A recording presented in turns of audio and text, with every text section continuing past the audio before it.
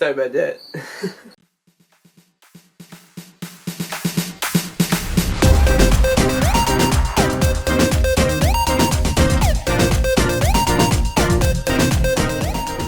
Hello everybody, Skywalk33 here, and today I'm going to be showing you 4 of my Five Nights at Freddy's props that I haven't made videos on. So, let's get into that! Woo! Just kidding, real fast before we start. This was going to be the Bonbon video, but he's not quite done yet. He or she, I don't know what specific gender he is or she is anymore, but he's not quite done yet. So that's probably going to be next week's video. And in that video there's going to be a pretty cool announcement that I wanted to kind of hold him off for anyway, because I wanted to put the announcement in his video rather than this one, and it's not quite ready yet, so hopefully by next week there'll be a really cool announcement, so stay tuned. Now it's time for stuff! Alrighty, the first thing I'm going to show you guys is the hand unit I made for my Nightmare by Design video a long time ago. Well, technically not that long, but it felt like a really long time ago. But yeah, it's just foam. So it's 2 different thicknesses of foam, so one's there and one's there, you can kind of see it. And then I glued them together. This one has holes in it, and I painted the face black in here and the little holes as well. And then I took a little printout of the buttons, and I cut it out and glued it in there. And then I painted on his eyes, and then I added the little mic sticker afterwards because I kind of forgot to add that originally. So yeah, this is about how the size I pictured the hand unit being, so that's why he's kind of small in comparison to other ones, which are like ginormous. But yeah, I pictured him just being like a tiny little thing that the person just sort of uses and goes from there. So yeah, that's why he's this big. I might make a new one eventually, but for now I'm just gonna keep this guy around. And yeah, I probably could have had him out there for a while now, but I forgot about him, so I just recently found him, so I decided to throw him into this video. He is kind of wearing a little bit. You can kind of see the white foam showing through a little bit on the corners and stuff, because he was originally white foam on the front, and now it's kind of showing through. Not my best work at cutting on the side there, you can kind of see it's a little sloppy. But yeah, I think he looks pretty good. Overall, at least. I'm gonna put him right there. Bada bing. Next up is my Spring Bunny mask. What? I know, right? I completely forgot I never really made a video on this. So basically the entire mask is paper mache. Which is the first and only time I've ever done anything with paper mache, which I think it turned out pretty well. You can kind of see that it's a little textured, which by getting that texture, the way you do it is once you get the paper mache all done, you do a final layer, but the last layer you use toilet paper rather than regular paper, and it adds this whole textured look to it, sort of a thing. And yeah, basically I followed a Springtrap mask tutorial to make this guy, but then I sort of stopped following it once it was basically done, and then I sort of added my own twists on it and turned it into a sort of Spring Bonnie mask sort of thing. So yeah, the original mask, there's like holes in it and stuff, but this one I decided not to put any holes in it, and I made it so he has both ears rather than just like half of one. And yeah, another thing I added to it was his eyebrows here, these bits. They're actually little foam pieces with a magnet on them. Right there, there's the magnet. And then there's another magnet right in there, which they're connected only by the magnet, so I'm actually able to sort of pivot them and make him have different facial expressions. And I made the pieces big enough so that it can be quite large, so it can be like that, or it can be pretty far down, or really far up, sort of a thing. So I can make him look kind of mad and whatnot. And then I sort of continued the paint job onto the eyepiece so that no matter what height it's at, it kind of blends with it pretty well. So yeah, his nose is EVA foam, and so are his teeth rather than more paper. And then his jaw can open and close like so. I sort of added some black highlights in there, sort of make the teeth look a little less new. And then, yeah, I sort of tried to weather him by putting like brown and red all over him and some green on the back. I really like how he turned out. It's not the best, but I think he has a certain charm. And yeah, the way his jaw is attached is a little pin down here that looks like a screw, and it's just sort of attached through, so if I were to undo that I could actually take it off. And I made it loose enough so I can just pop it on without having to take the bottom off.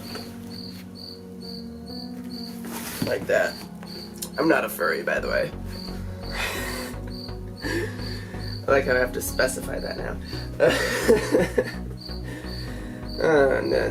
No. Okay. Nothing against furries. But yeah, one problem I did have when I was making him was his mouth would hang open a little too far. So I actually added magnets on it. So the second screw there, I just sort of cut off and put a magnet underneath it, and then I put another magnet inside to connect it. So it can hang down, but then it'll sort of magnetize itself up and sort of stay in place a lot better that way. So that's why there's two screws. So one's the actual hinge, and the other one's a magnet that sort of helps hold it in place. That is what the face of a killer looks like. Wait. No. Yes, he's okay. Next up, we're just gonna go kind of quickly through this one because it was a kind of a failed idea that I didn't end up working out too well. Is my MiniRena that has been on my shelf for a really long time in the background and stuff.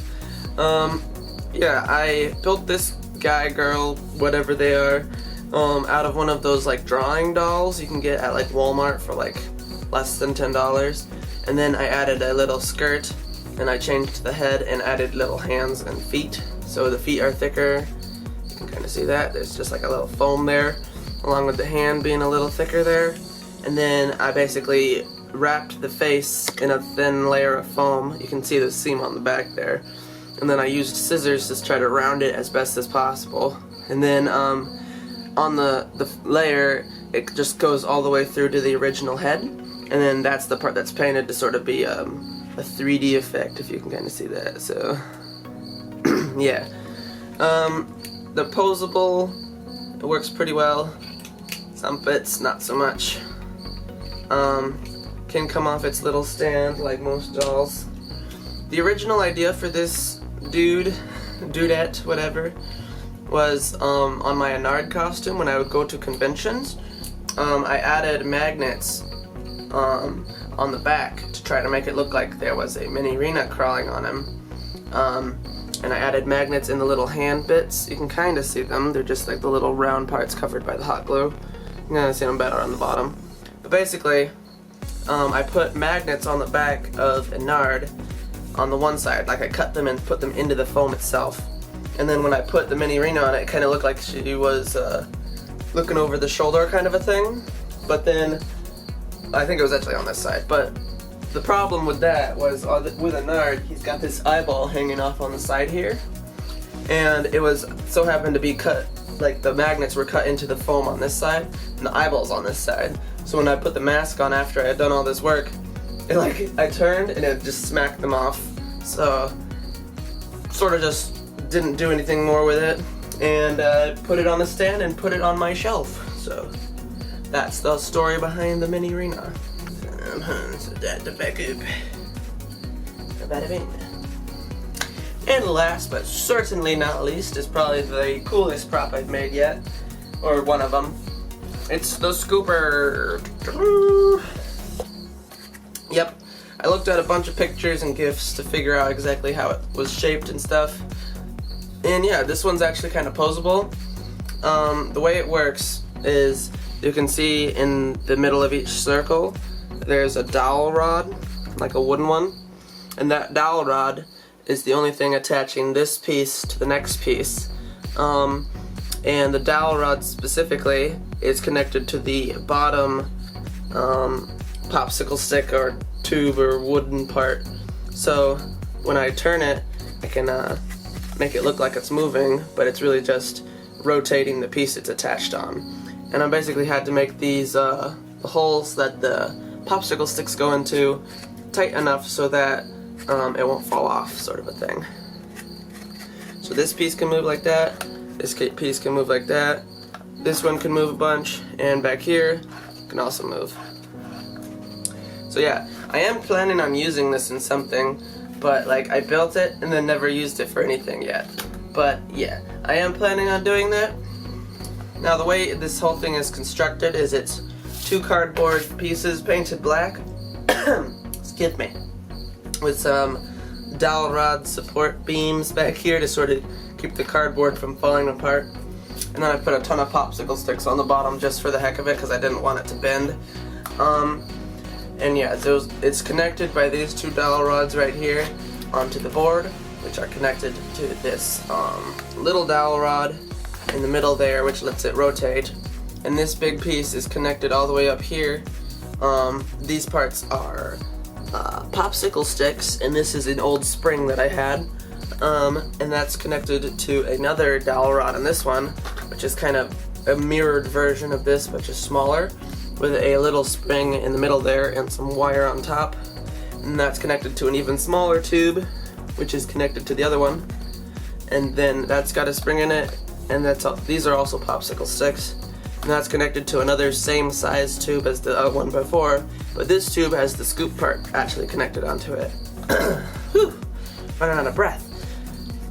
Yeah, the scoop part is just cardboard, sort of cut to the circular shape. You can kind of see it better when you look inside of it. And yeah, I think it turned out really cool, and that's why it's been in the background of most of my videos. The original plan for this thing was to use a stop motion to animate it so that it would do the scooping part during one of my songs, or during a collab actually, but that one didn't actually end up happening, so I just ended up keeping it, and I was like, I can use this for something down the line, so that's what I'm gonna do. And believe me, I am planning on doing some sister location songs soon, and this guy is gonna be using at least one of them, so yeah, stay tuned for that. Alrighty guys, I think that's gonna wrap up this video here. Like I said, I'm gonna try to finish Bon Bon for next week, and with his video there's gonna be a cool announcement, so stay tuned for that. And if you liked this video, be sure to subscribe and stuff. Not a big deal if you don't, it'll only break my heart. Be sure to follow me on Twitter at Skywarp33 if you want to see pictures and stuff, because I posted some pictures of Bon Bon on there if you're interested. Be sure to check that out. And with that much being said, thank you so much for watching this video. I hope you have a wonderful day. God bless, and I'll see you on the next one. Bye now.